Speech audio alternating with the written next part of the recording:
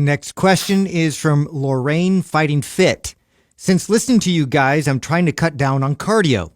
I always do resistance training anyway, but how much cardio is enough for healthy heart, lungs, etc.?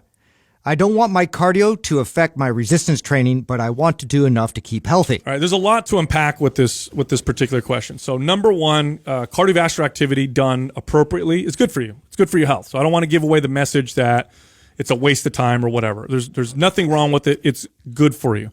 Now the question is about hearts and lungs and the benefits there. The truth is, studies actually show this. Resistance training is just as beneficial for the heart as cardiovascular activity.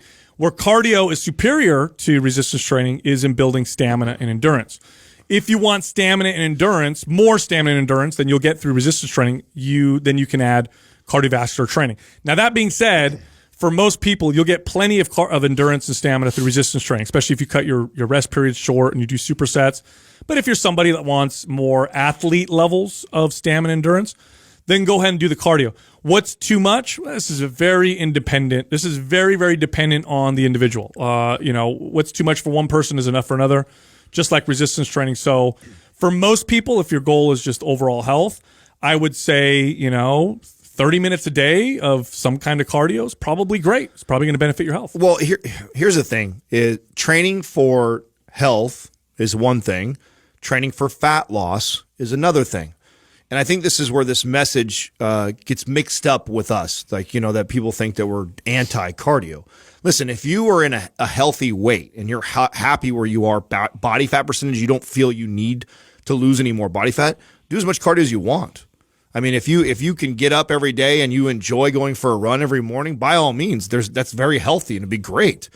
What we speak to, because the number one thing that everybody wants to do is to lose body fat.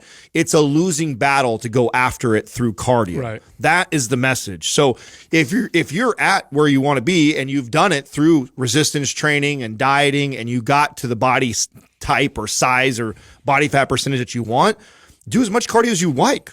I mean, if you enjoy doing it, do it every day. So long as it's appropriate, right? You don't overtrain or overdo it. Yeah. I mean, why would you though? If you're just doing it for health purposes, do how much you enjoy. Right. You know what I'm saying? If you're doing it for health purposes, and you like to go for a half-hour run or an hour run every day, then go for it. I like to just promote that there's other options out there, and I think that people will hear that, so they'll just think to get on a treadmill and just walk or run and do the same repetitive thing over and over and over again. When it's actually going to be more beneficial for your body to move in a lot of different ways and to be more active overall. There's so many other joints in your body that need to be expressed and need to be moved, so that way we avoid pain and we avoid these arthritises and things that happen as a result of